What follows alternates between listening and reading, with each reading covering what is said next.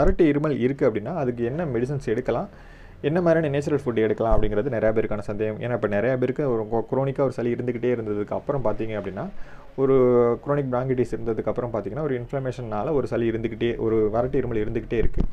அது 5 நாள் 10 நாள், சில பேருக்கு 1 மாதம் கூட இருந்துக்கிட்டே இருக்குது. இதுக்கு பெஸ்ட்டு வந்து எனக்கு தெரிஞ்சு வந்து ஹோமியோபதி மெடிசன்ஸ். ஏன்னா நான் நிறையா பேருக்கு இந்த மாதிரி பிரச்சனைகளுக்கு அப்புறம் ஹோமியோபதி மெடிசன்ஸ் எடுத்து நல்லா ஒரு 3 or 4 டேஸ்லேயே குறைஞ்சிருக்கு. அதனால் ஹோமியோபதி மெடிசன்ஸுங்கிறது பெஸ்ட்டு. நீங்கள் பக்கத்தில் யாராவது ஹோமியோபதி டாக்டர் இருந்தால் கண்டிப்பாக அவங்கள ஃபாலோ பண்ணுங்கள். இரண்டாவது வந்து என்ன, நேச்சுரல் மெடிசன்ஸ் ஏதாவது இருந்தால் ஃபாலோ பண்ணுங்கள் அப்படின்னு சொல்லுவாங்க. நேச்சுரல் மெடிசன்ஸ் அப்படிங்கிறது நீங்கள் அந்த வறட்டு இருமல் இருக்கிற டயத்தில் மட்டும் எடுத்திங்கன்னா அதில் பெரிய ரிசல்ட் இருக்காது. நீங்கள் உங்கள் லைஃப் ஸ்டைலே நீங்கள் மாற்றி ரெகுலராகவே ஒரு ஆன்டி இன்ஃப்ளமேட்டரி ஃபுட்டு நீங்கள் எடுத்துகிட்டே இருந்தீங்கன்னா இதில் உங்களுக்கு நல்லாவே உங்களுக்கு சளி பிடிச்சதுக்கப்புறம் இந்த மாதிரி இருமல் வராமலே தடுத்துரும். நீங்கள் அந்த டயத்தில் எடுக்கிறது ஒரு பெரிய ரிசல்ட் தராது. அதுக்கு என்ன மாதிரியான ஃபுட் அப்படின்னு பார்த்தீங்கன்னா, நீங்கள் மஞ்சள் மிளகு அப்படிங்கிறது நீங்கள் ரெகுலர் லைஃப்பில் நீங்கள் பயன்படுத்தணும். அது நீங்கள் பாலில் கலந்து எடுத்துக்கலாம், இல்லை சிறுதானியங்களில் மிக்ஸ் பண்ணி எடுத்துக்கலாம். சிறுதானியங்களும் மைல்டாக ஒரு ஆன்டி இன்ஃப்ளமேட்டரி கண்டிஷன்ஸ் கண்டிப்பாக அதுலேயும் கிடைக்கும்.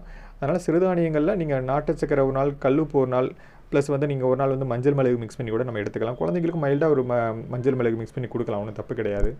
புதினா பயன்படுத்தலாம், இஞ்சியும் சிறிதளவு நம்ம ரெகுலராக பயன்படுத்திகிட்டே வரலாம். பெரியவங்களை பொறுத்தவரையும் கரிஞ்சீரகம், ஓமம், வெந்தயம் நிறையா பேர் இது பயன்படுத்துகிறாங்க.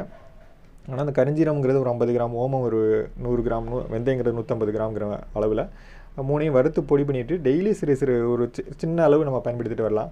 சில பேருக்கு இது ரெகுலராக பயன்படுத்துறதுனால சில பேருக்கு வேக்காலம் கூட வரலாம். அந்த மாதிரி உள்ளவங்க 2 நாளைக்கு ஒரு தடவை, இல்லை 3 நாளைக்கு ஒரு தடவை, இல்லை வீக்லி ஒரு டைம் கூட பயன்படுத்துங்க.